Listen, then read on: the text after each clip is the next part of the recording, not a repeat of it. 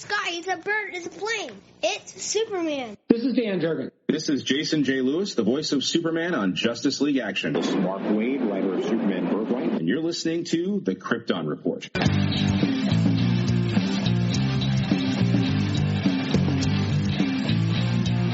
The Krypton Report podcast is dedicated to all things Superman, Supergirl, and the planet Krypton. We discuss movies, TV, game, comics, and all things DC. So join me, Tyler, with my co-host James and Jania. Welcome to the Krypton Report. I am your host Tyler, the Superman of Blue, the Man of Tomorrow, and with me as always, the other half. James, Superman the old of ball Red. and chain. The ball and chain. Superman Red, the Man of Steel. And I'm just going to say, it's kind of hilarious because James is Superman Red, you know, but right now I am wearing all red. I'm wearing all blue. I am. I wear my blue sweats and my Zack Snyder's Justice League Darkseid T-shirt, which is like almost the same color blue because it's the one that DC released. That's awesome. Yeah. See, that's how we roll. That's how we roll. Excuse me. We've both been sick. Thank you, Ohio, for your weather of back and forth, 50 degrees to 60 one day, then the next day freezing rain. Yeah. So my Thursday and Friday were both shot because of the rain all day Thursday, going to freeze and then snow. So I worked about 17 hours Thursday afternoon into Friday morning. And yeah, I lost Friday. But it's all good. Back here, another morning. Crazy, but that is the life of James. The life of the great one. But hey, we got a ton of news to talk about, man. So let's get into it here. I made a little like reference thing, but yeah, that's what I was. See, now that's what I was looking for when I said I forgot what I was looking for. So getting ready for the podcast. Imagine that. So recently, that was put out that Ava DuVernay's Naomi series has lost 40% of its audience in just 4 episodes. And I'm just gonna say, I'm not surprised. Like, you know, I'm not trying to be a hater, but that pilot felt so weak and just so kind of that I was just like, oh, yeah, right.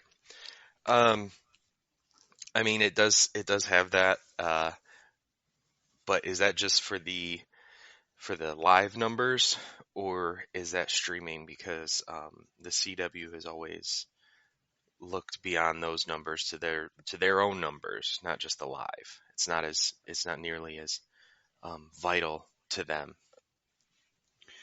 I'm not sure, but I know that usually when they report their metrics and stuff, it's usually overall like rounded of just how they measure their viewership, because CW never, like you said, seems super concerned about live. Oh yeah, their live numbers are only a couple of million, you know. Because and even for Legends, which still is, you know, has been renewed, they've gotten like, I think they've reported like, oh man, either very, very low 1 million mark or even in the upper hundreds of thousands, and still renewing Legends. Yeah, I mean, their business model is interesting because it seems so much of it seems to be based on what do you call it? The way that they do everything with the after, you know, the website and everything. Yeah, so I think it has to do with the app and probably the deal that they had with Netflix had a big thing in it before. So yeah, But anyways, that, like I said, that doesn't surprise me. I'm not trying to be negative. It did not feel like it had strength to it, and I like to be proven wrong. I don't want to always feel like I'm like, ha, I'm right. I like to be proven wrong. So Oh yeah, we definitely want to see, good DC interpretations, adaptions succeed. speaking of interpretations here, so spoiler for Titans season 4. Skip ahead a couple minutes if you haven't seen this, but we know that Brother Blood, Mother Mayhem, and Jinx have been cast and are coming in season 4. But this announcement makes sense based on characters in the show. But Lex Luthor is supposed to be appearing in season 4 of Titans. How do you feel about this, James? I mean, I'm super excited. It has to mean that Superboy is going to get a story arc this season, a primary, at least at the beginning, because that's what it says he's going to be in. And Jeff Johns is a producer on Titans. It's one of his creations. So and that's a storyline he wrote in his run. So I definitely expect to see something along those lines with Connor, which will be amazing.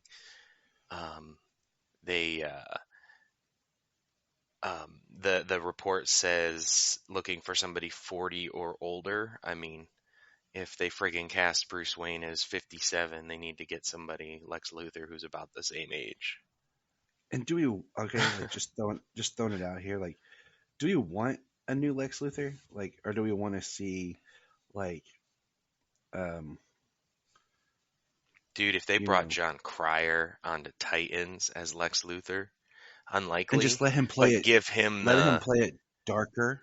Yeah, let him play a little darker and serious, because we already know the tone of the show. Man, I could really see John Cryer's Lex Luthor just being, somebody who maybe is able to get his hands dirty but stay clean, and then just dark, murderous, conniving, Yeah, totally. I mean, I still struggle with, like, I'm not opposed to the different characters or whatever, but at the same time, I'm like, I am not always now like in the mood for another casting. Right. I mean, it's not like John Cryer has to play it. I mean, the way he was in the beginning was fantastic. Towards the end, with all that stuff, that was the writing. That wasn't all him. So. Oh, totally. It's one of those where, like, you've seen the actor, you've seen them in enough things, you've seen them before, that that it's not them. You're just kind of like, I know it's not you, bro. Okay? I know what they've done to you because of the writing. Yeah. But well, we know that exciting. Titans exists in the same multiverse that was shown on Crisis on Infinite Earths, so it's part of the same multiverse. So, I mean, it could be they could cast him, or they could put somebody else in the role. Yep, and that's one thing, is we have not tapped back into the quote unquote new multiverse, really. Like, it's out there, but nobody knows it exists. It's not been addressed on any of the other shows yet. Yeah, so. None of them. I mean, primarily The Flash, but none of them. But hey, that's cool. Other news, speaking of shows, Peacemaker just ended, and we won't spoil anything with that, I promise. But it got renewed for season 2. Yeah, that's exciting. That's exciting news. It was a fantastic show. I mean, yeah, it was the humor was like lowest common denominator and toilet humor and low hanging fruit and everything. Just people getting to wing it and make just tons of jokes.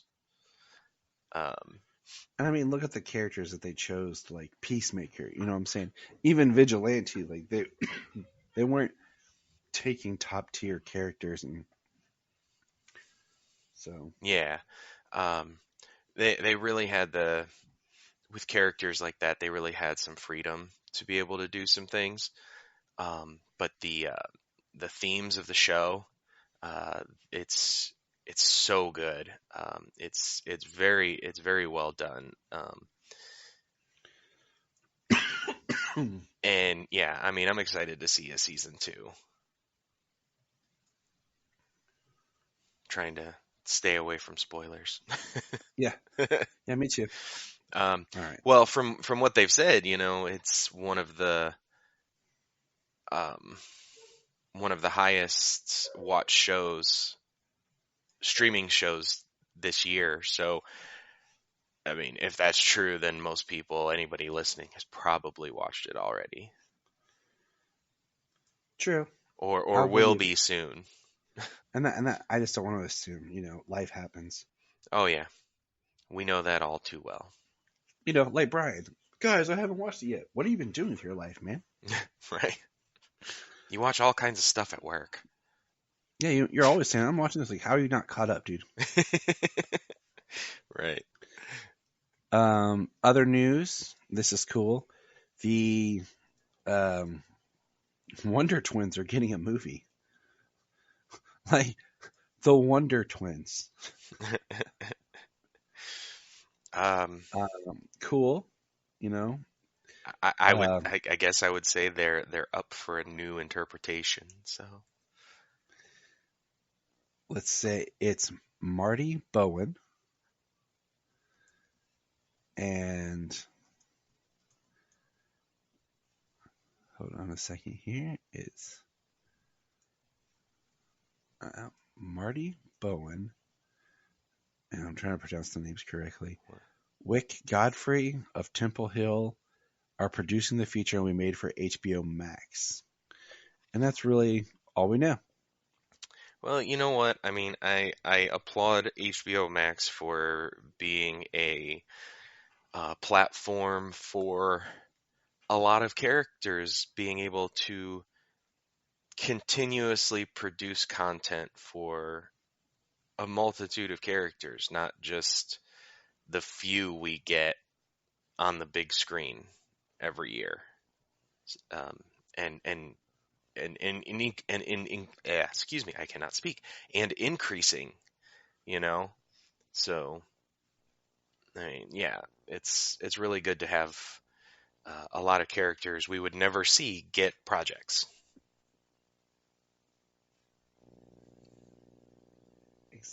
Exactly. And I mean, the last time we saw the Wonder Twins was when, James? To my recollection, Smallville. Yep. And I'm fairly certain season 10, correct? Yes. Yes. No, 9. Was it 9? I'm pretty sure it was 9 because I thought he had the black robes. Yeah, his Matrix look. I'm Neo. His Matrix look about 10 years after. I mean, yeah. So the next one is the one that I'm still not 100% sure on. Okay. So when this was announced, I feel like they've revamped it a little bit. But this whole Gotham Knights TV series that's being done by the creators of Batwoman, I'm sure when it was announced, it sounded like, and I remember the press, it was going to be less characters, like prominent characters. And we talked about, it'll probably be like Duke Thomas, Harper Row. But now it's saying that the characters they're looking at is Harper Row as Bluebird, who is in Scott Snyder's Batman, Stephanie Brown as Spoiler, possibly Cassandra Cain, which I thought would be a good one. And they want to do a Dick Grayson. And my thoughts is what like this takes place in like the future, like after Batman's being murdered or Bruce Wayne's dead. And all I can think is it's a whole new Earth. Like it's got to cut ties with everything and be its own thing. Because it doesn't make sense if it's on the same Earth as the primary CW universe. Yeah, because one, they had Stephanie Brown already appeared on Batwoman. So they're going to recast a new Stephanie Brown. That doesn't make a whole lot of sense. We would get a new Dick Grayson. It's not Titans and then Dick Grayson. Unless they did like one episode where Dick Grayson shows up to set up the team and then has to leave. And it's, Brendan Thwaites' Dick Grayson. That'd be pretty cool, though. I mean, it would be. Especially if you're using more obscure characters. Like Harper Row. Like I said, Duke Thomas would be a great one. But we've already introduced these characters. And like I said, Stephanie Brown's been introduced on another Batman show? Batman family show?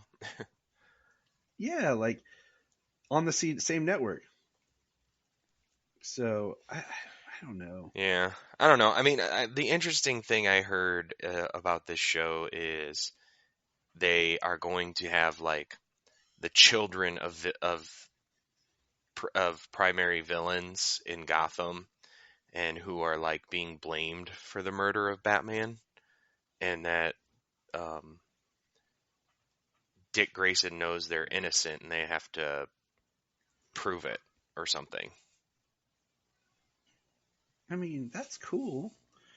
That's cool. Don't get me wrong. It's another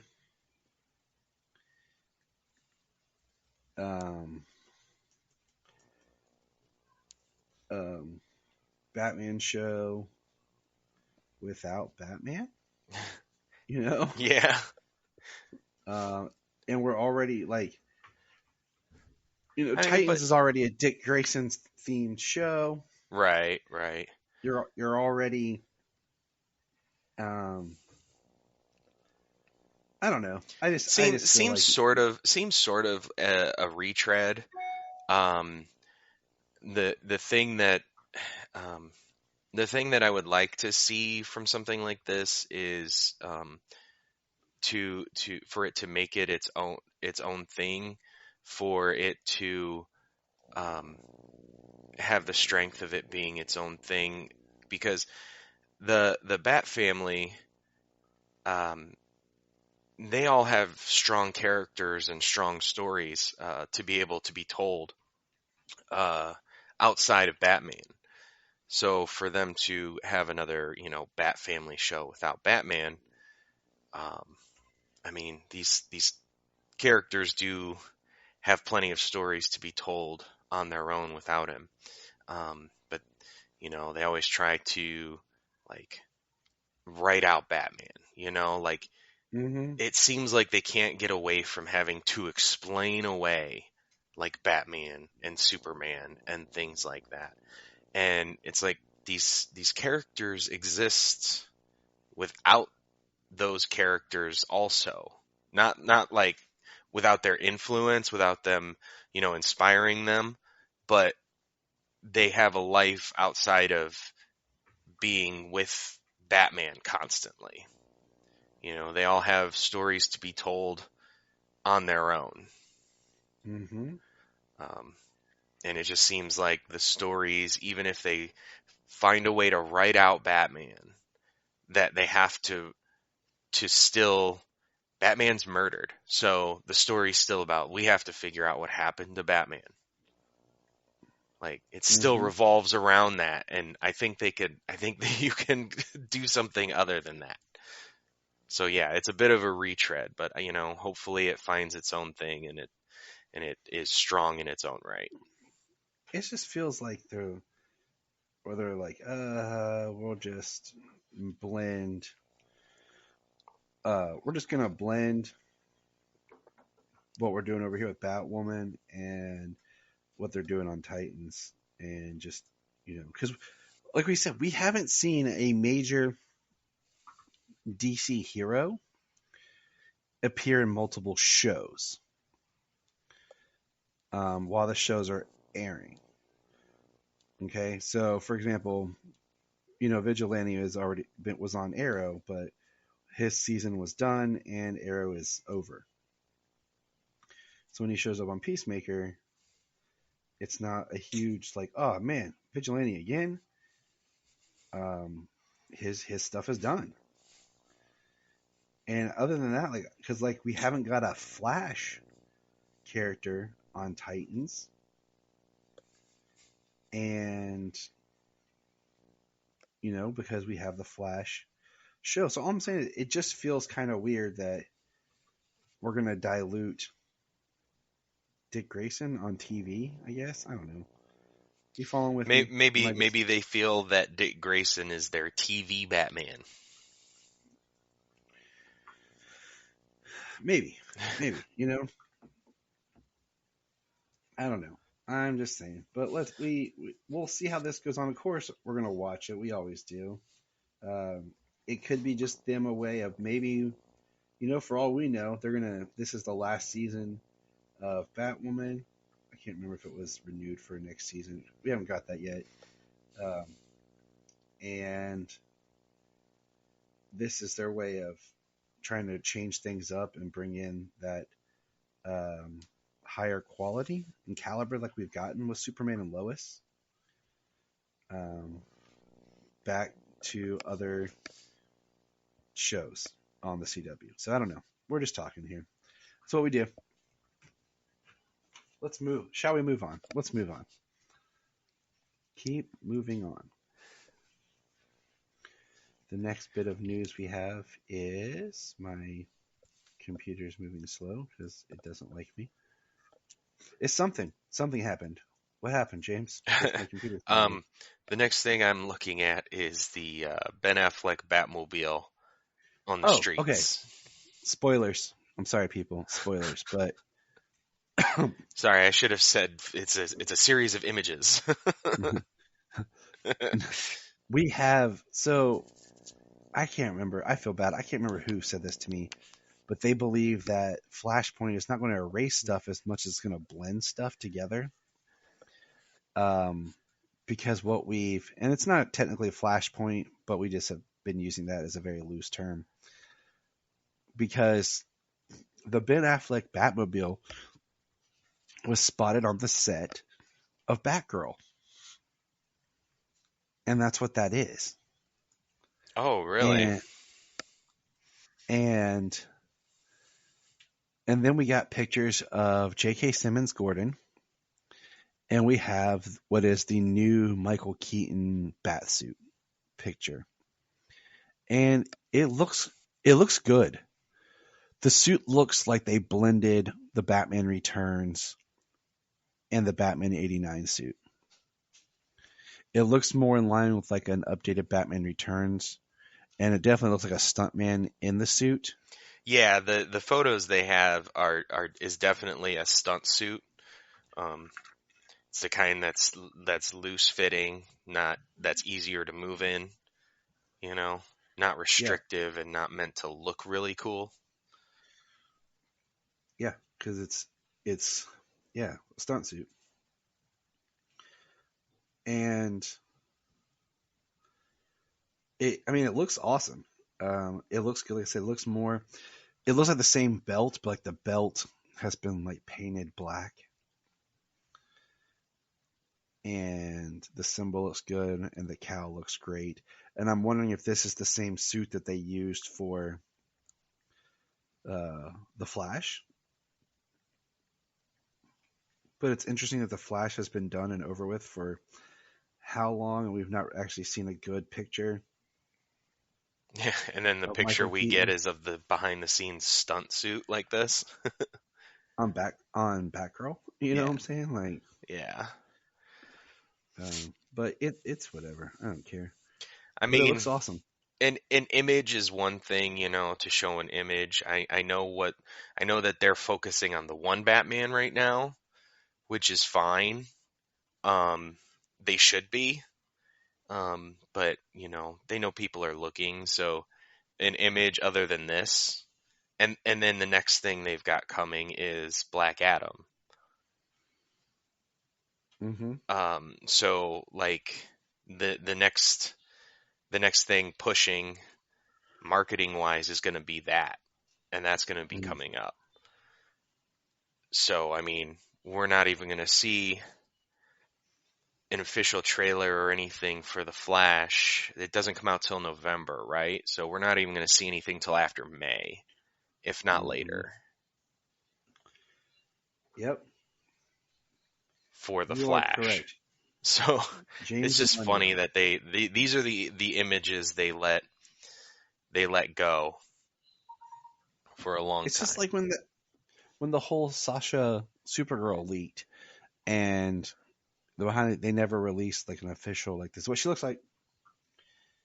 So I don't know. Yep, like here's the suits that you get to see, the suit that contains the harness for her to be held up, this type, that type of stuff. Enjoy that stunt. Right. But, I mean, right, which so is fine. I want to see what it's going to I know that there's behind the scenes. You know what I mean? That's something we understand is there's behind the scenes that it takes certain things to make these movies, and the costumes aren't always. They have multiple costumes for different things, and we know. But I want to see the finished product when it's time to see the finished product. Mm-hmm. I like to see these behind the scenes things typically when I'm watching the behind the scenes things, when I'm watching special features. True. So what he's saying, people, is Tyler, don't show me this stuff, or I'll punch you. I'm gonna see it either way. That's it's just a preference. That's basically what Brian tells me. Tyler, I'll punch you in the face. I'm like, all right, man, why are you on the internet? But anyways, we digress. So about that Batgirl show. No, I'm just playing. So DC released a sizzle trailer that got us all super hyped. And how did you feel about this? First of all, just seeing this, were you surprised, flabbergasted, not sure how it happened? So Dwayne Johnson is who I saw post something saying that tomorrow they're going to show 60 seconds of something. So it seemed like Black Adam, which was exciting to think about. And then they came out with this Worlds of DC or Heroes of DC trailer. Now I can't remember the title. And yeah, it was a sizzle trailer for the upcoming 4 big theatrical movies this year: the Batman, Black Adam, the Flash, and Aquaman. I mean, it got me excited. The movie I'm most excited to see this year is Black Adam. So I was so excited to see so much snippets of footage and all the characters. Images of them. What's that? I said, yeah, because that's like the one that we've seen the least of. And it's a new property, all in all things considered. Like, it's still pretty just new. Well, yeah. And, oh, man, this is a 15-year passion project for Dwayne Johnson. It was announced that he was going to do a Black Adam movie in 2007. This was before the MCU existed.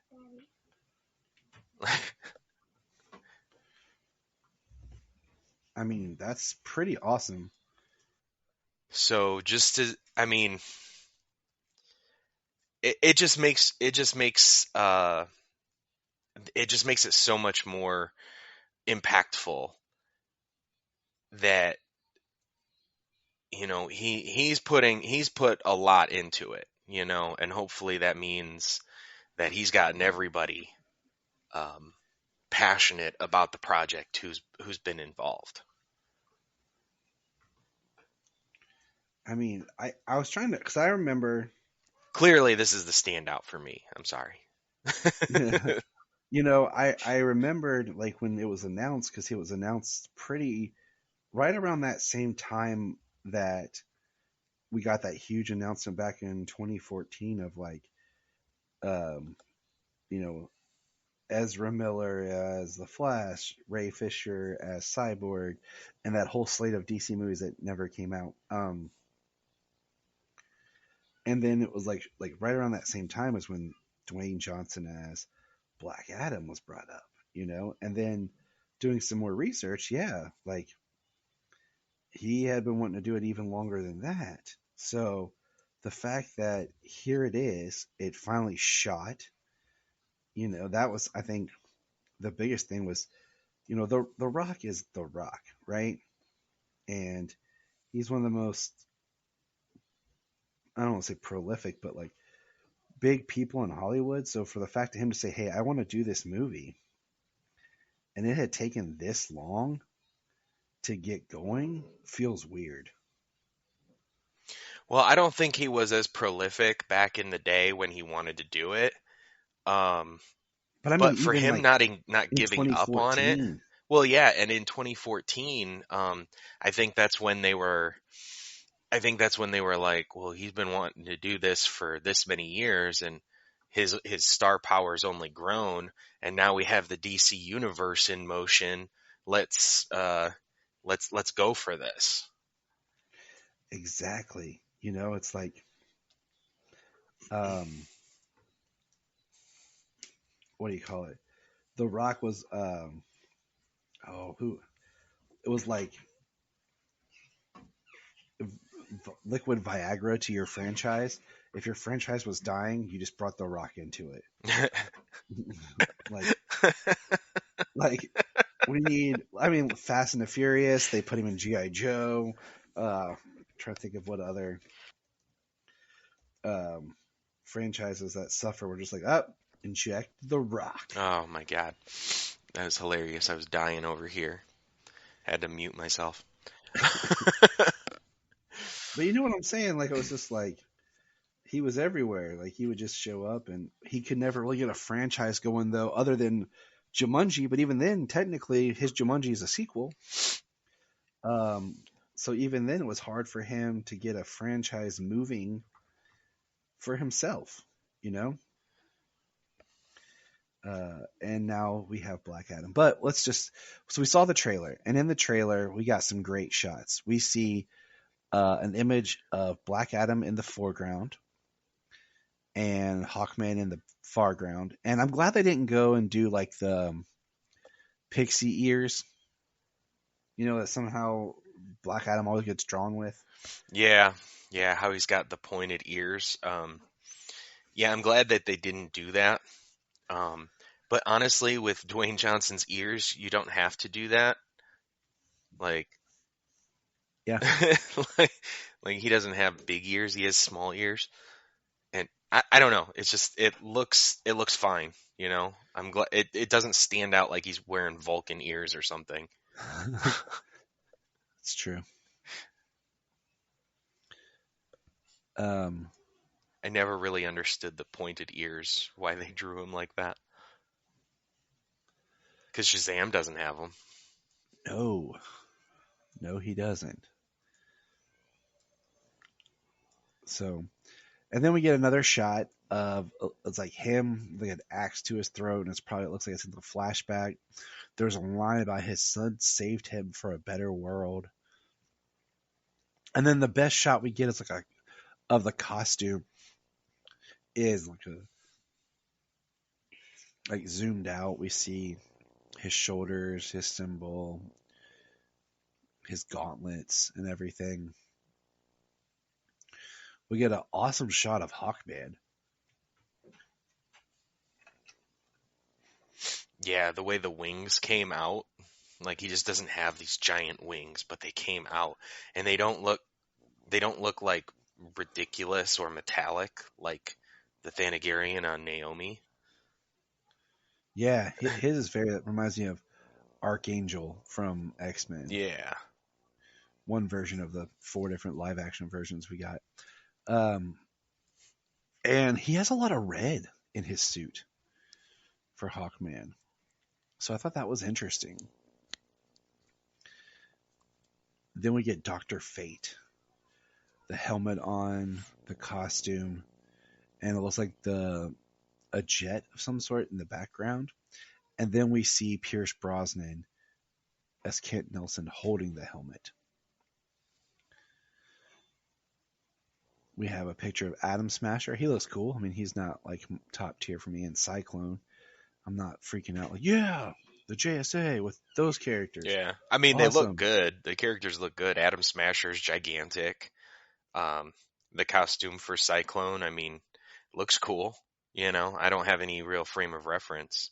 Pierce Brosnan looks perfect as Kent Nelson, and then the quick image we got of the Dr. Fate suit is just amazing looking.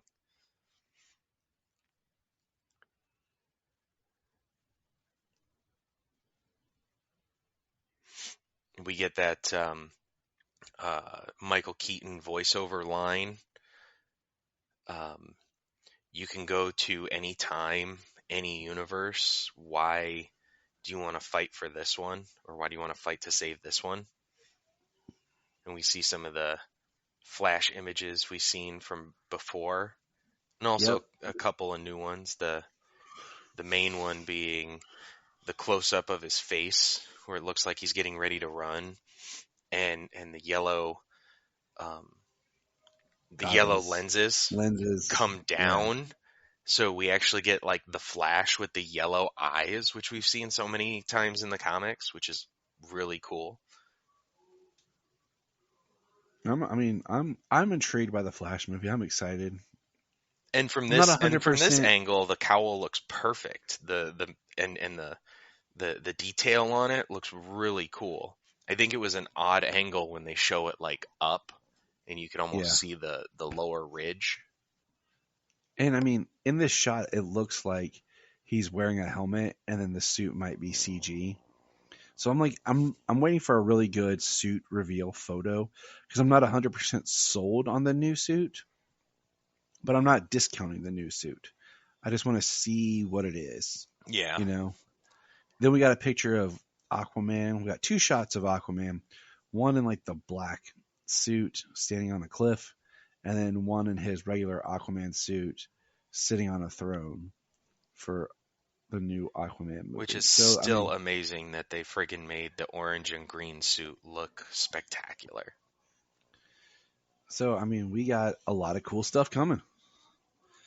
And I think it was smart to do a sizzle reel like this. I think it was smart to just, if you're going to go for Super Bowl advertisement and everything, to just puff up everything you're doing. Oh, yeah. Did you see how much Super Bowl advertising cost this year? No, I don't. $6.5 million per 30 seconds of advertisement time. Which is weird. That's up $1 million from last year. It was $5.5 million to put a 30-second commercial on the Super Bowl. Which, okay, to me feels weird, because I feel like anymore, people used to watch the Super Bowl for the excitement of the commercials and everything. And I feel like anymore, all the trailers, commercial, all that just gets dropped online like as soon as they air. So what's the point of watching it if you're not really watching for the game? So, I don't know. I don't know. The Super Bowl is still probably one of the most highest viewed live television events in the country. And I agree. But, all right. So we got a ton of comics to go over. We're going to try to catch up and do as much as we can. We've just been behind. We're already 40 minutes just talking about news. So, James, let's head on over to our comics. Comics. What do you want to start with? I don't know. You pull one out. I got to huge stack here. Okay, well, the first ones I've got on top here is actually Superman 78, 5, and 6. All right, let's start there. In the words of the greatest movie Thank ever, you, DL. take us there, Sketch.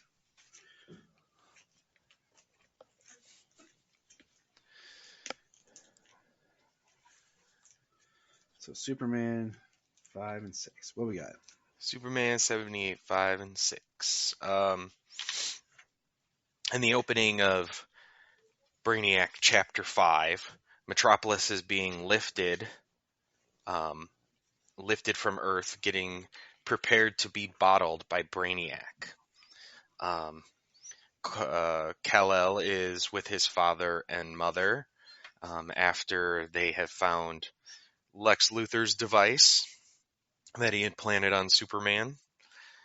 And they are working on getting him out of the bottle city.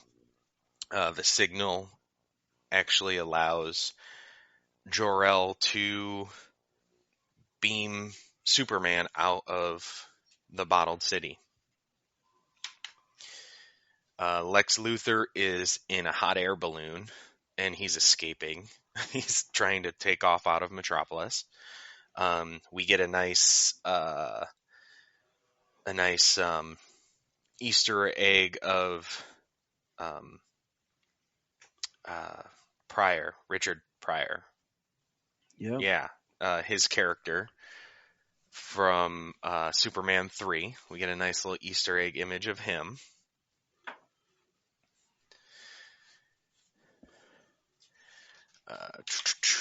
Superman is being beamed out.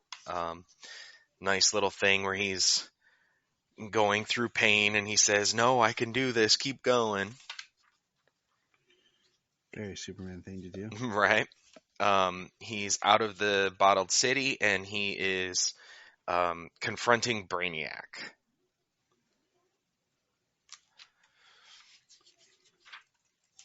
He has a nice fight ensue with a bunch of Brainiac drones.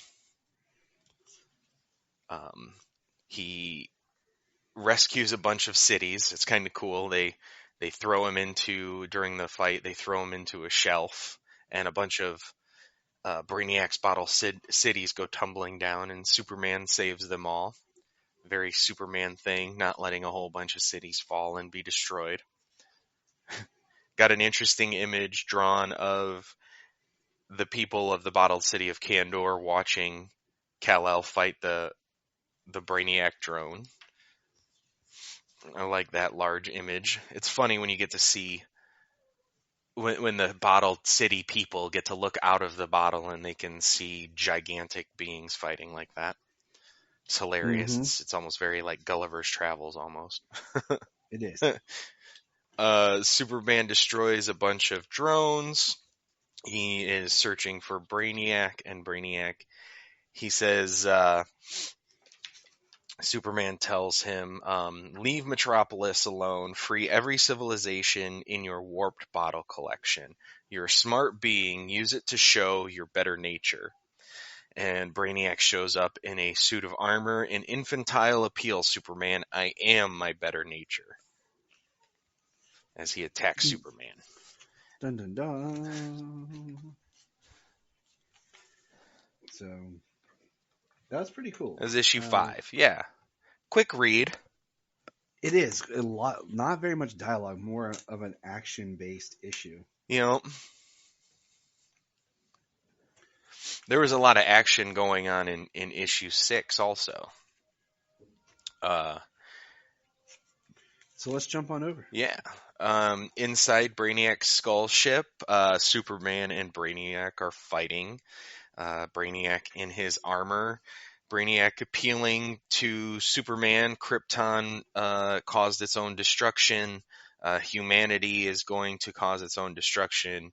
The only way for Brainiac to save them is to bottle them. And Superman says, I think, the same thing that we've seen or said before, you know, you're controlling them, you're freezing them, they can't continue to create and invent and learn by what he's doing. It's kind of ending their civilizations in that way. He's not preserving.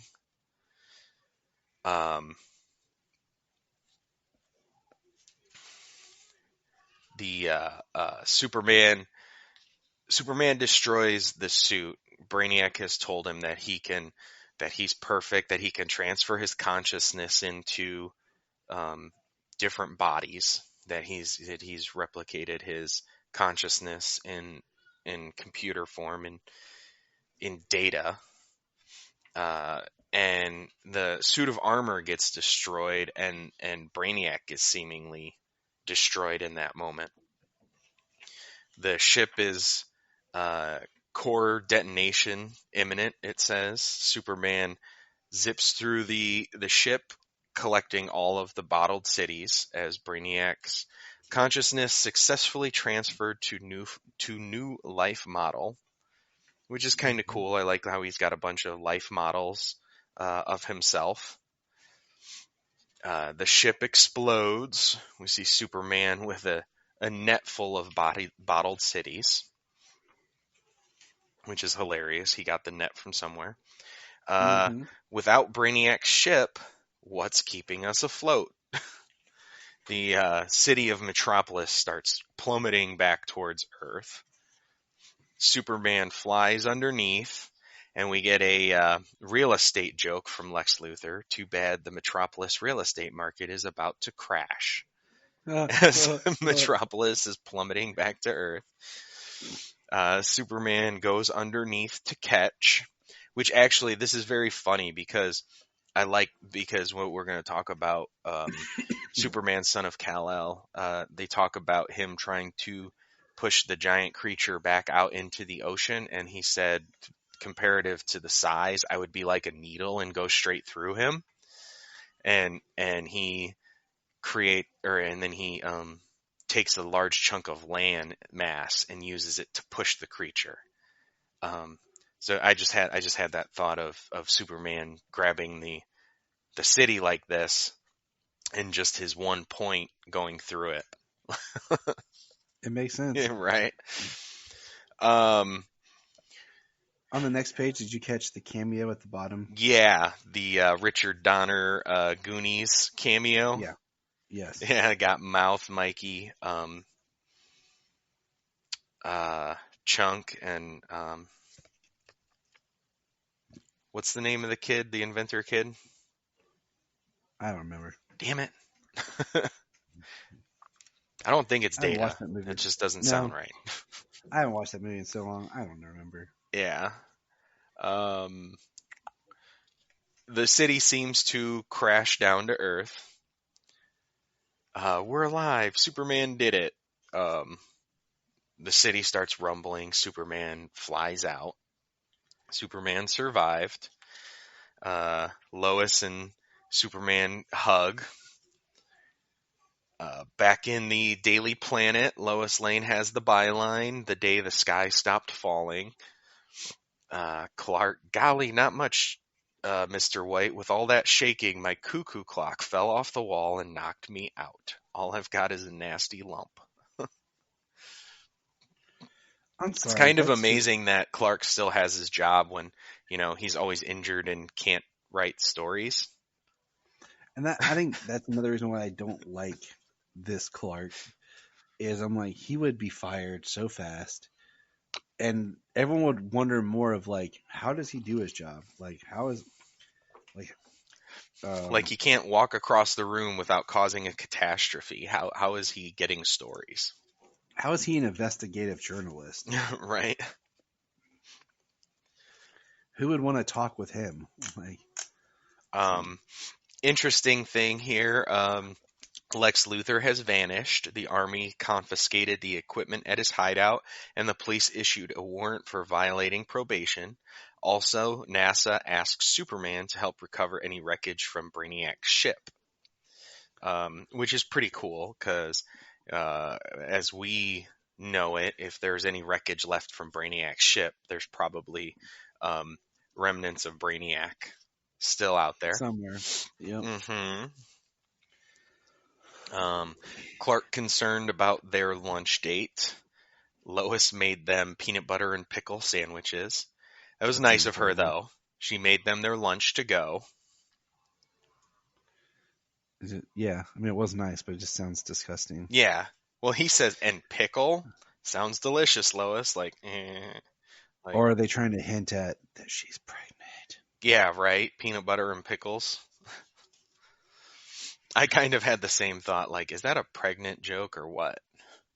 And then we get Superman at the fortress. I'm sorry I haven't freed everyone from their everyone from their bottles yet. When Brainiac's ship was destroyed, all his technology went with it. I promise I will keep searching for another way. And I don't know, what do you think of him having his parents in Kandor in the fortress? Him seemingly being able to go talk to his Kryptonian mother and father at any point now. I don't like it, but whatever. I mean, I don't know. Like, he's already a full-grown adult at this point. He lost his father. I mean, his mother is seemingly still alive. We actually don't know. He never goes back to visit his mother in Smallville. I mean, yeah.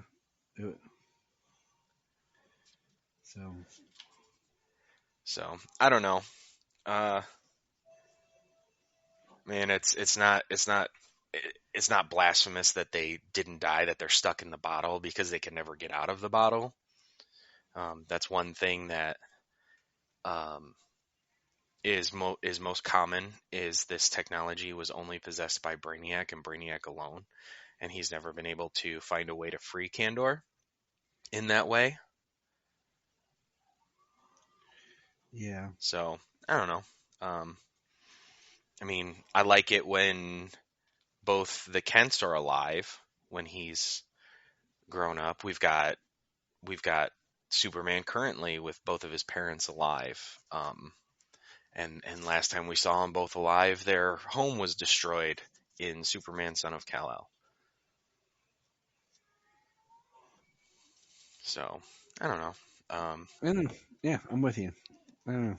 I guess I'm kind of indifferent to it. It's nice for Superman to have somebody. I just don't like the fact I feel like we witnessed their death. They weren't in Kandor.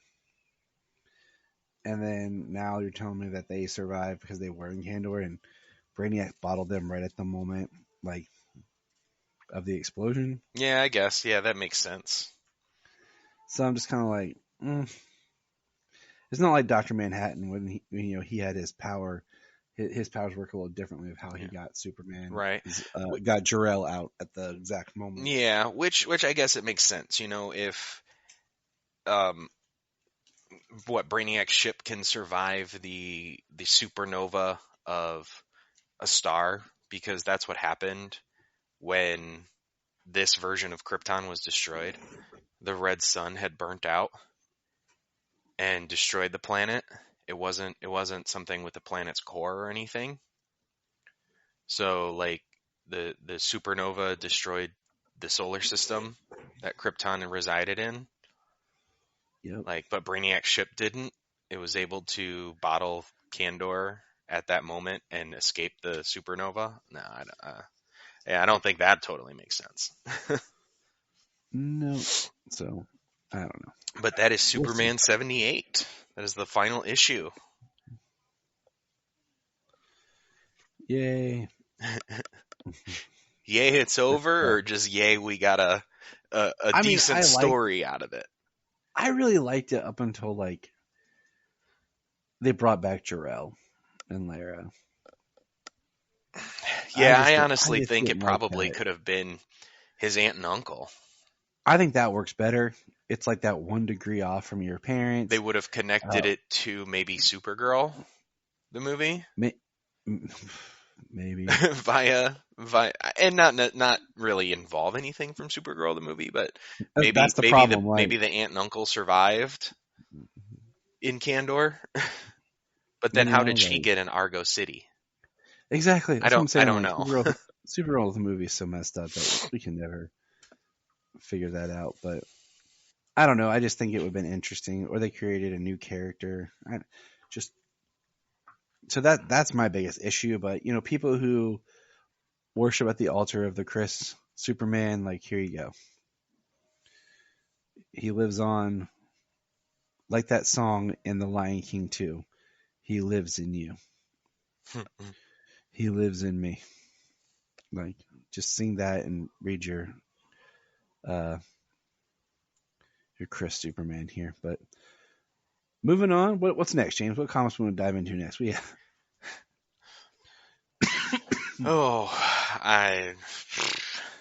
let's see. Well, the World of Krypton. I haven't read number 3 yet. I think we'll hold off on those, and we'll just kind of do that as we're halfway through it. Let's just wait till it's done, and then we'll do a whole thing about it. Okay, we can do that. It is an interesting story, so yeah, and that's why I think it. And because it is a closed story, it might be more interesting to just wait and do it when it's all done.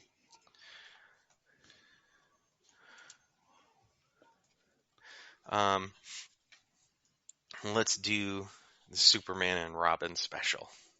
All right. And then we'll jump into the bigger books. All right, Superman and Robin, which is cool because it's a spin out of the Super Sons, but you know now we have it where John is Superman, and this was written by Tomasi, who did the Super Sons, and Damian's not even Robin right now.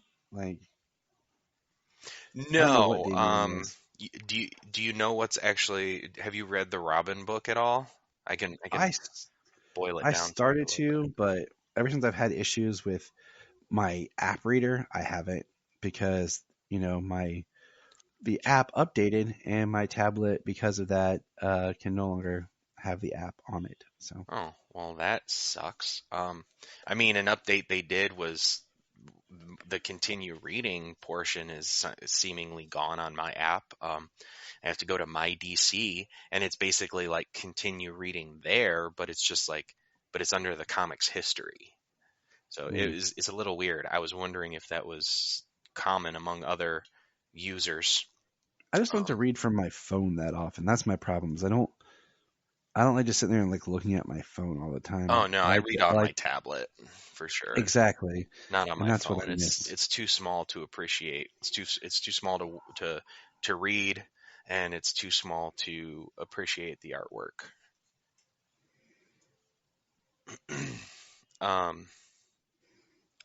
Yeah, this was I like this story. I just like seeing them back together.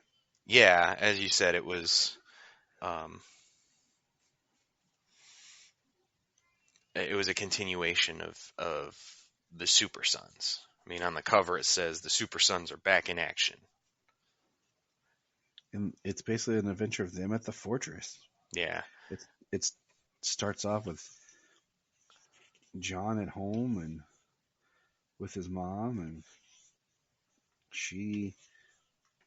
he's watching TV. She leaves, and he hears Damian shows up.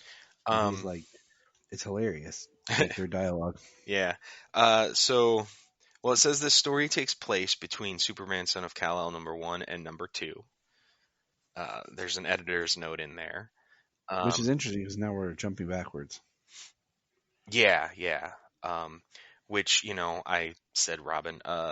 Robin is kind of out on his own, doing his own thing because basically the loss of Alfred really messed him up.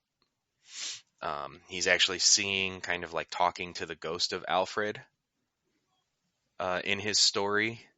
He went back to his mother.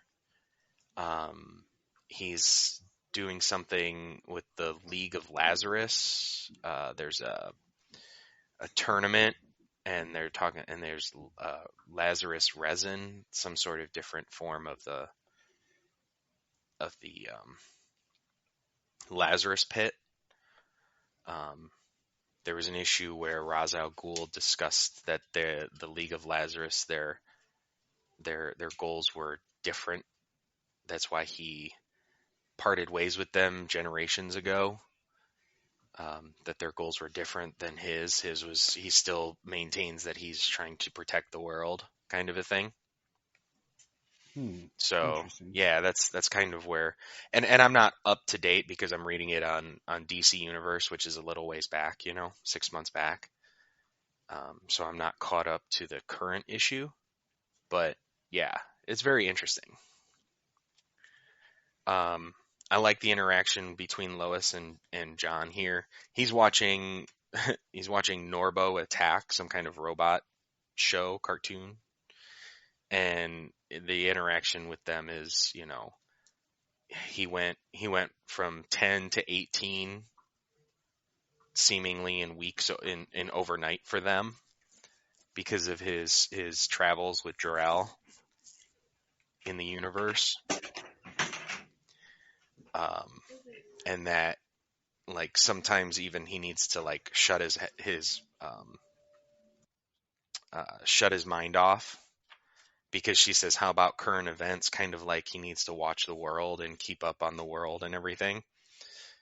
And he said, she says, but it's always good to know what's going on. He says, trust me, Mom, I always know what's going on. Which, is like him, like Superman, like he hears what's going on, and he's had to learn to prioritize like Clark did. So, and he says, or she says, I'm sure you do, and you're absolutely right. And she turns the robot show back on for him. It was a nice interaction for mother and son, and addressing him aging overnight.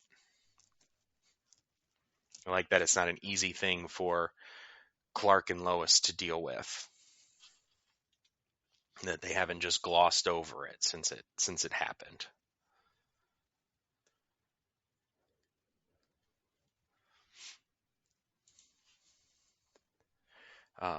Then Damien shows up. I like how he actually sneaks up on him. Oh yeah, and he's like the only person that can do that to him. And he's like, "How did you do that?" Yeah. And we see that he talks about the red crystal, and John's like, "Oh, it is glowing red." And then we see Damien's got his Hellbat suit.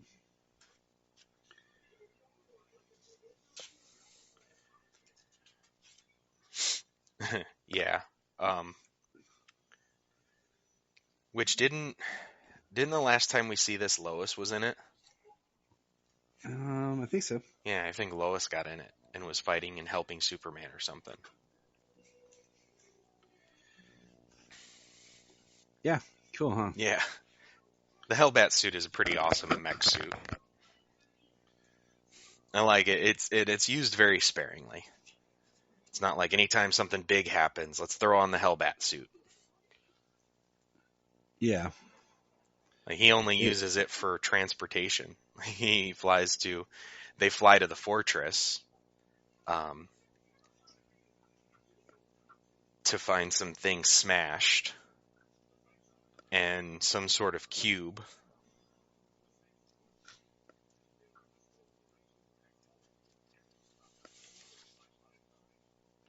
And it's a cool callback to like previous books.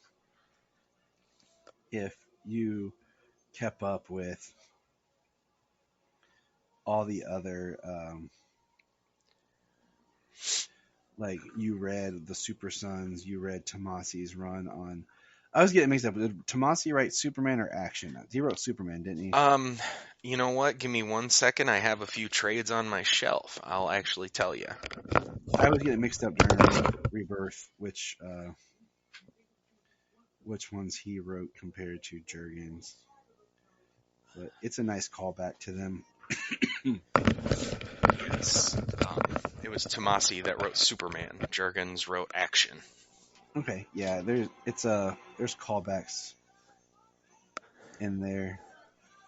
Yeah, I couldn't remember if it was Superman or Action myself, so. where they went back to Strange Island and they found the losers. Yeah, they found us. Yeah, but yeah, so it's a nice callback there. And, you know, we see that basically an animal has come out and it's free in the fortress, and they're trying to trank it and send it back, and hijinks pursue, and then basically other people get out who want to kill it, soldiers, and then John has his own kind of super mech suit, and Damien and John take all these soldiers, and the creature eventually we find out gave birth. And they try to send it back, and we get a the last page. You know what the last page says to me, James? What's that? I'm gonna end up getting another Superman title on my pull. Thank you, comic books. Right. Yeah, they fight a bunch of Nazis. Superboy here, or Superman. I said Superboy. Superman hears the pregnant heartbeat talking about how it reproduces asexually. Yeah, they rescue it, send it and its babies home, and yeah, John and Damien's respective adventures continue in their own books, but he's Super Sons.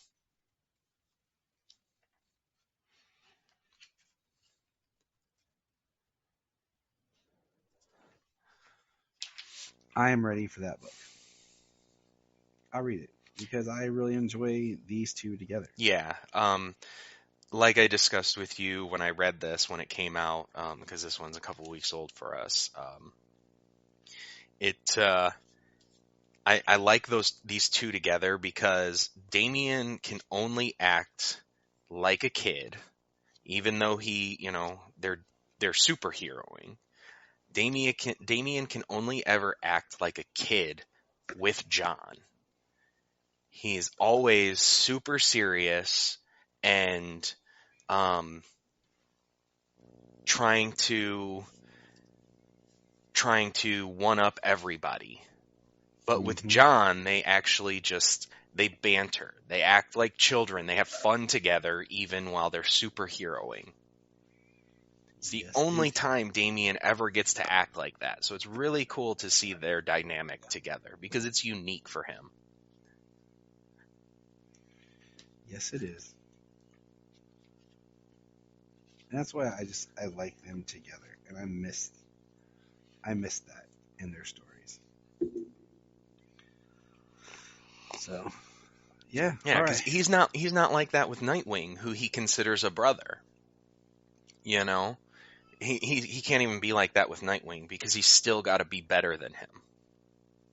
Yeah, that's a whole nother issue. That's just Damien's own problems, his own what he needs to speak with Leslie Tompkins about. He needs to speak with somebody. He needs help. All right, let's move on. We got new pick. Action, Son of Kal-El. Let's just keep it with John. So we'll do. Do you have the Son of Kal-El annual? Annual? No. Did that come out this week? I haven't gotten to pick up this week's books. It came out in 2021, I think. It's been a while. But basically, it's John. It's a cool read. I haven't read it in a while and I'll let you catch up with it. But it's John's first interaction with Lex Luthor and how Lex Luthor tries to talk to John and get John kind of on his side, like start on a new foot. Since John is now Superman, and it shows like the last time Clark saw Lex before he left, and how John eventually just tricks Luthor again. It was really cool, showing how Luthor is starting to underestimate John. It was a good read. But let's jump. Right here, I got 5, 6, 7, 8. I'm not seeing that one. That's weird. So we're at Superman, Son of Kal. We need to do 6 and 7, right? 'Cause I haven't picked up 6, 8 7, and 8. 7 and 8. What are we on? yet. 6 and 7 because I haven't got to go pick up 8 yet. Yeah. Okay. I have a nice little bin next to me on my desk, and that's where every comic that we haven't reviewed, I put, so that I know. Well, so damn, I spoiled we a at. tiny bit of the interaction on 8 for you. My bad. Dude, do you think there's anything left to not be spoiled the way things work anymore? No, they spoil the issues before they even come out. So, They tell you the major twist, and then you read it, and you're like, oh, they told me about that 3 weeks ago. thanks. Thank you. Yeah, it's frustrating.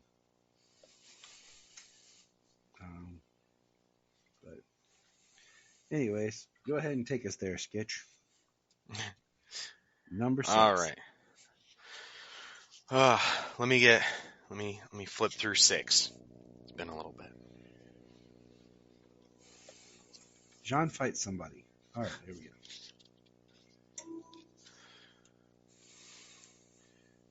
James like, Tyler, there's more to it than just John fighting someone. Okay, James.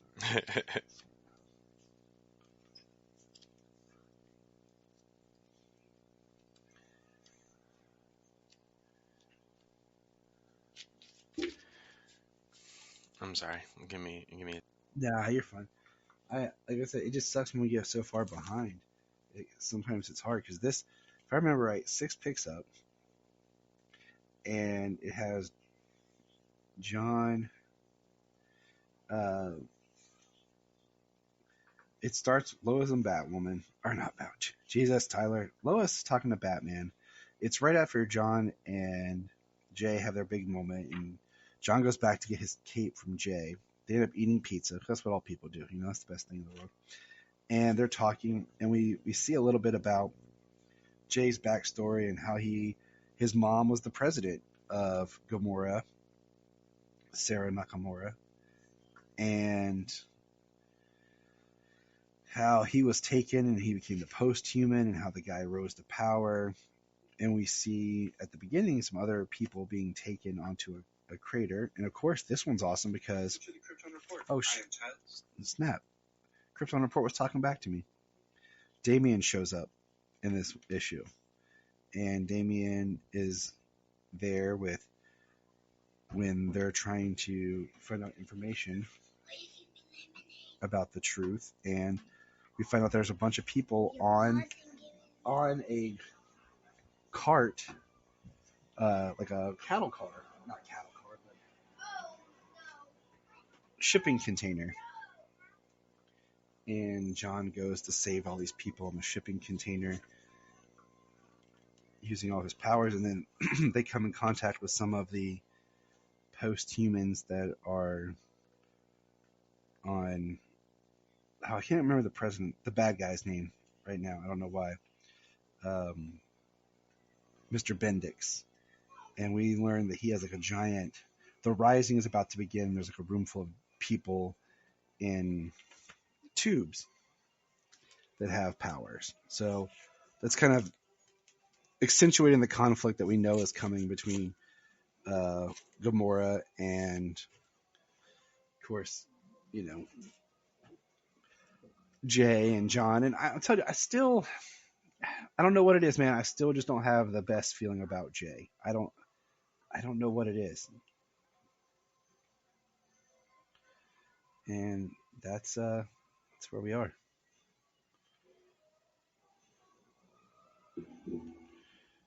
And that's number 6.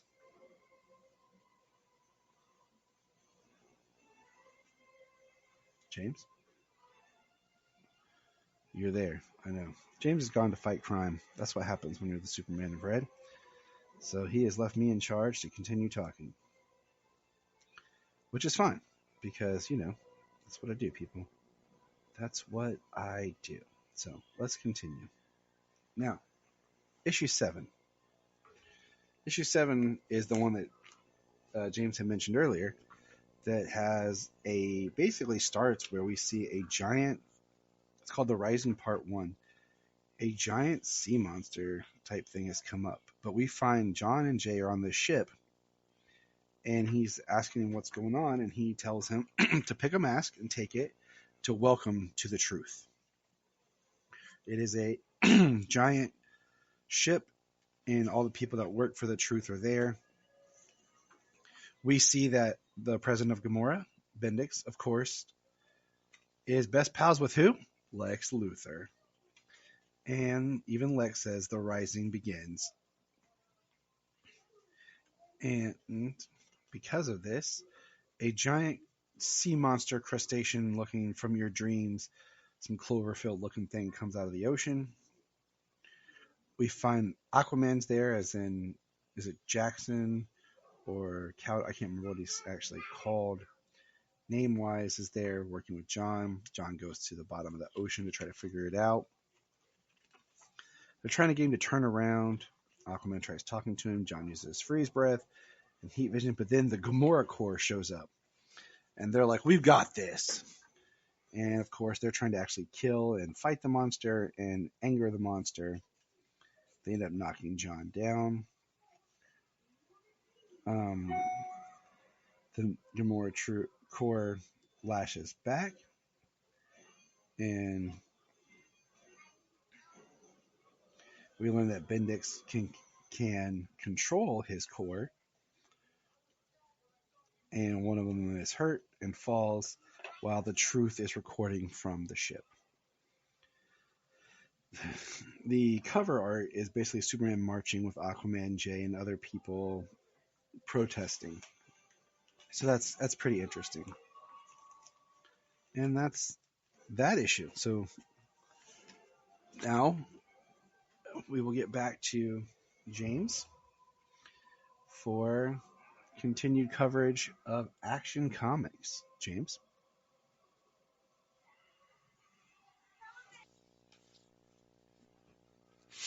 All right. So we're on to Action. We're doing 10, 38, and 39, correct? Let me just double check. I'm looking at mine. Yes, Oh, that's what I have. Okay, that's what I had. So it opens up with that, with what's that guy's name from? Is it Obsidian Black? Maybe. Looking guy. The ones we can't remember. What's that? The ones we can never remember. Yeah, one of Darkseid's. I can't remember the name of the group he called them. You mean Mongol? Man, I said Darkseid. Mongol, yes. Mongol had his champions. The guy with the blade on his arm, the infant, the mother, that magic chick, and then this guy. Maybe we should just go back to bed. Right? All right. Good night, everybody.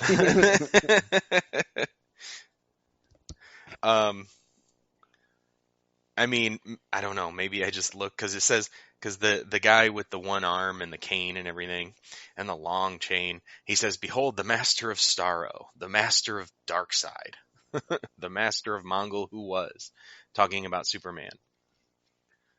Mm-hmm.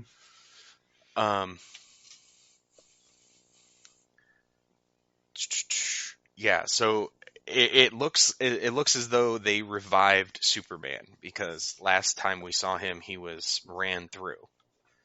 Yeah, and that's why it's taken us so long to do this, is because we've been so heartbroken. Yeah. Yeah, Superman was dead. Yeah, they revived Superman. They have his crew down, and what's her name? I know we got Steel, and I know the name Natalie. I forget. Omac. That was it. Omac. I couldn't remember it. So Omac breaks free, and she kills some of the Warzoons that are that have them captive. She kills a couple of Warzoons, and Natalie fights back, and she kills another Warzoon. But they're soon taken out by Mongol, or at least taken down by Mongol. Mongol is, yeah, this Mongol is pretty epic. He's evil, because this very well seems to lead into like what we saw with Future State Superman, where Mongol says that he will keep killing and reviving Superman repeatedly until he breaks him. Mm-hmm. Which is very interesting. He calls Superman a slave and says that he has to execute somebody that he has to kill them. And he takes the axe and frees the body of Laya. I'm not sure if I'm pronouncing that right. Works for me. Laya, something like that. He uses it to free her dead body hanging, because they're just, it's horrible on this war world. Like they spike dead bodies, they hang dead bodies on display. It's a pretty dark place. And then as Superman's holding her and speaking to her, we see Mongol come up from behind with an axe, presumably killing him again. We get Omak and Natalie get their iron. They get their first links of iron. It's pretty heavy. Yeah, which is pretty crazy. Superman is beaten and thrown into the cells. And he's thrown into the Phalosian's cells. So what's interesting, because the Phalosians who came to Earth, they kind of like worship Superman. And these ones, they don't believe him to be Superman, or at least some don't. They fear him. They're angry at him.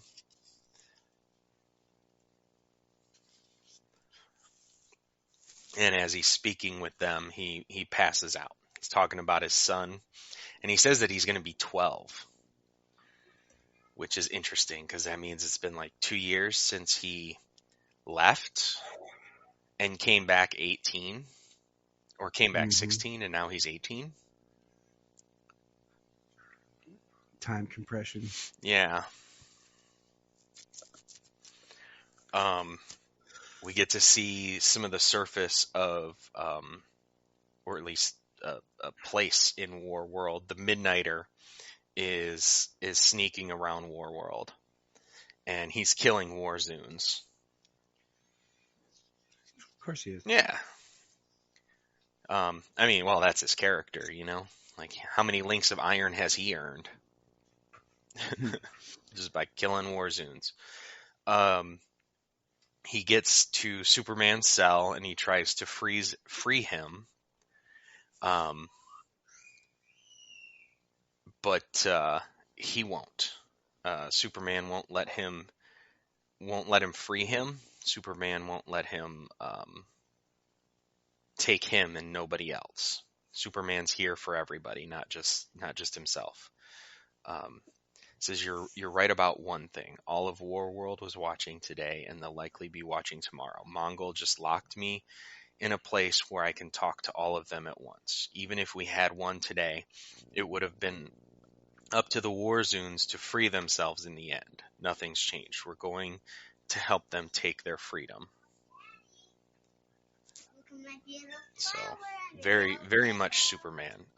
He says, Midnighter says, "Are their lives really worth more to you than ours?" And he says, "No, not more, but not less," because Midnighter's very mad. All of Warworld watched us get our asses kicked, and they cheered. Did you forget what they did to Apollo and June? Lie is dead. So they had lost some people when they first arrived. But it was really awesome is on the very next scene, very next page after Midnighter leaves, the Warzone who failed Mongol, who Mongol ordered Superman to execute. He says hope. Looks at his chains, his hands in his chains, says hope, and he draws Superman's symbol. So already Superman is inspiring people on Warworld. Eventually, I'm sure to turn Warworld, to turn like a Warworld resistance against Mongol to free everybody imprisoned on Warworld. And it's a heavy issue. Yeah, just, man. Johnson's run on Superman has been so good. And It's been still refreshing. so good. All right, so last comic we'll do for today, people, because it's getting long. A little bit. Action 1039, Into the Arena. So we see Omak and Natalie fighting in the arena, as well as Superman. And I do want to. This is the first one where I'm going to pronounce his name. Federici. Riccardo Federici takes over as artist. Yeah. You can definitely feel the art change in it. Yeah, and it's really good. Both artists are really good. This artist here, he really makes it look like, I mean, it looks like you're watching something like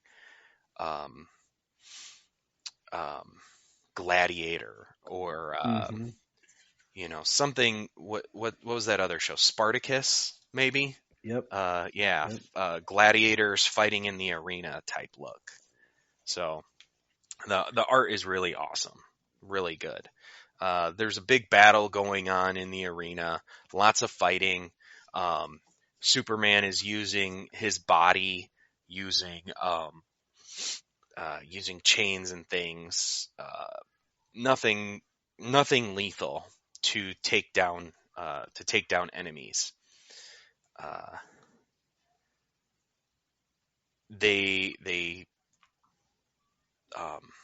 They take Superman. They're hurting him. Natasha wants to save him. Omak says they'll kill her too. All because Superman won't kill. He won't kill in the arena. Yep. That's Superman. Yeah, which is really, really good. He's fighting. Then we get what seems to be down in the forge. Looks like probably people getting some links added to their iron.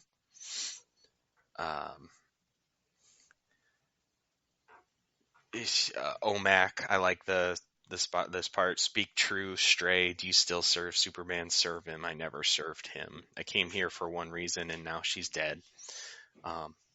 Which is going to be an interesting character to watch as time goes on. She's there, she's living, she's there for survival. That's her only goal now is survival. She came there for one reason, she's dead, and she's got nothing left to lose. So we'll see what turns they take with her character. Natasha's getting her links, and she wants to work for the smith. She wants to make armor. She needs armor for herself, which is pretty cool. I like that. I'll tell the blood priest I'm short-handed. Ask for my pick pick of the pit of slaves. But I know not what they'll do. She wants to make a sort of armor for herself. So it's going to be kind of cool to see if she gets to, kind of work there. Mm-hmm. So that'll be interesting to see what's going on. Then we get Superman speaking with a Phalosian. Can't remember if they said his name before in the other issue or if it's because this guy looks similar to somebody we saw in the cells of the last issue, but I can't remember if they gave him a name or anything. Says this chain is my only legacy. Superman talks about Warworld, like what Jean told him about Warworld. He says, Jean once told me a story of how Warworld came to be. One he believed, but that I later learned was untrue. Years later, I heard a different story, that the Mongols built Warworld, a planet-sized weapon made of iron, carbon, steel, and every other metal known to them. I learned today that this is also a lie. The Mongols did build several Warworld imitations, but nothing remotely as large or as old as this one. The true Warworld is a tangle of ruined, ill-fitting structures built and repurposed and rebuilt by billions of hands of different species with different technologies, layer upon layer, going back thousands of years. And beneath all of that is a forgotten world of soil and stone, long ago ripped from its orbit and buried under miles of rusting machinery and artifice. I mean, that description of this original Warworld is pretty crazy. Mm-hmm. I mean, because it makes you think about the millennia that this Warworld has been taking slaves. Just how many hundreds of billions, trillions of people who have fought and died on this planet. They have a ceremony for like the orphaned beings of the planet. When the last of a species dies, they celebrate the life of that species. They mourn the loss of the species. And Superman says, but the strays mourn the loss and deeply, I think because they see their own future in it, which is like heartbreaking.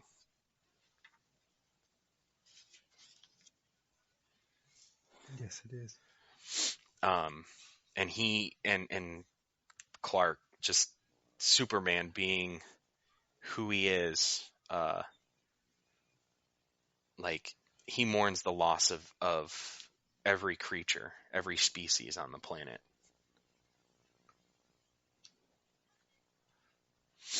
It's very interesting. And then he sees some writing on the wall. There's writing on the walls down here identical to the writing on the Genesis fragment, which is what we saw in Action Comics 1030 through 1035 in Warworld Rising. Mm-hmm.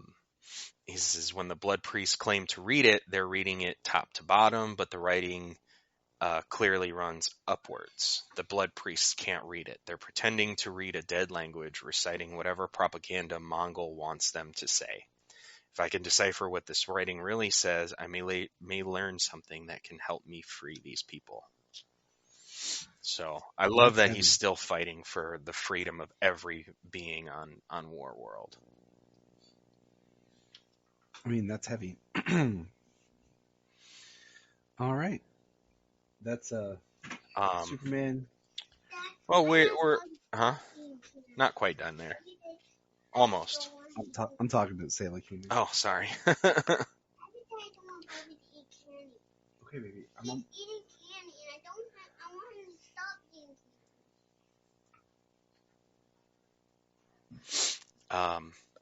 So what we get to see next is Natasha is an apprentice to the blacksmith. I'll be able to make us better gear, which is really cool. I like that. She gets. I like that she's working from the inside to help them continue their mission. I made you something today. With all the hits you've been taking, I thought you might need it. And I mean, in my eye, from the little bit we see of it, I think it's a metal chess piece with his symbol on it. Mm-hmm. I agree. He picks up a weapon of some sort, and he says, "You're right, Krylux. I've been fighting. I've been trying to fight like I used to. Teach me to fight like a war worlder." Which is really cool, because he's weakened. He's always been the one to take hits, so others didn't have to. And he can't fight like that now. He doesn't have the abilities he had, and he keeps dying, but they keep reviving him.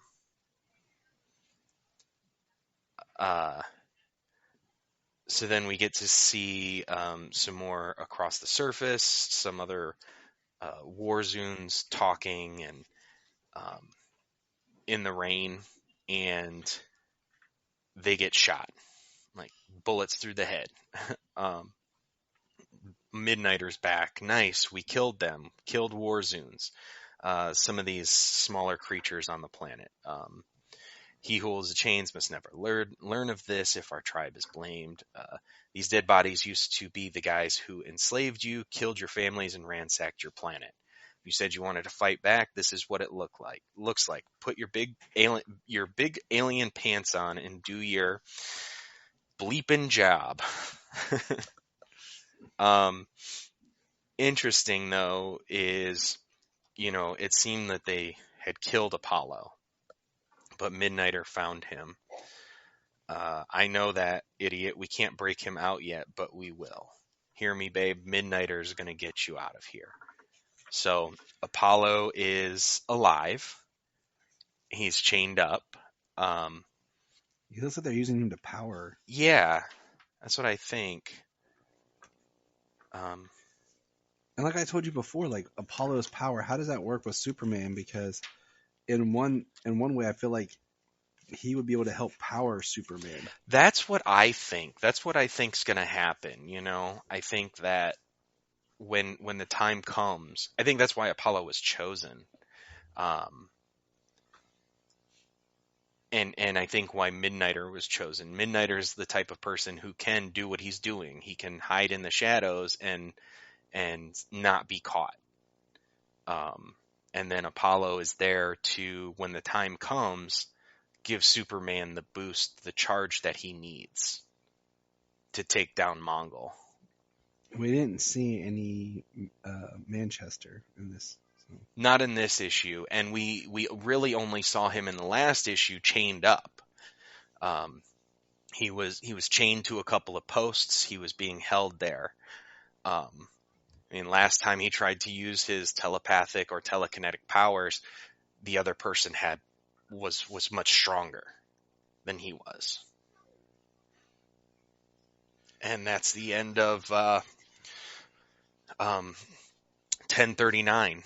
Next, the Unblooded Sword, which is going to be very interesting. I think that's going to tell us like Superman is fighting now, and he's fighting like a war worlder. He's not dying as much, and he's fighting and winning and inspiring more hope without killing people. Sounds good. That's just my prediction. All right. Well, we're going to bounce out of here because I think my kids are going to destroy each other or the house if we don't get out of here. So this has been the Krypton Report. Thank you, James. Continue fighting crime throughout your day today. and I'll catch you later. All right, man. Go be super dad. Mom be a super dad goes back to bed. Nah, I got a bit of sleep, and I lost like a Friday, so I got to be a little productive today. Somewhat, See, at least. Let's all be like James. Okay. Remember, Look up in the sky. I want to invite you to check out the Krypton Report Patreon. For $1 a month, you can hear exclusive content. We have discussions on movies or other comics or stuff that's going on in pop culture. We have guest appearances, and we have plenty of fun times. We also have movie commentaries that we like to do. It's one of our favorite things to do. So check that out. It's just $1 a month. It's chump change, it just helps us keep the podcast going. We're not here to make, money off and get rich. It's just nice to have a little help, to pay the bills here. So $1 a month, come join us on our Patreon. Krypton Report, patreon.com. And if you want to have a good time, keep listening to the Krypton Report. If you're enjoying this podcast, here's some of our favorite podcasts to check out.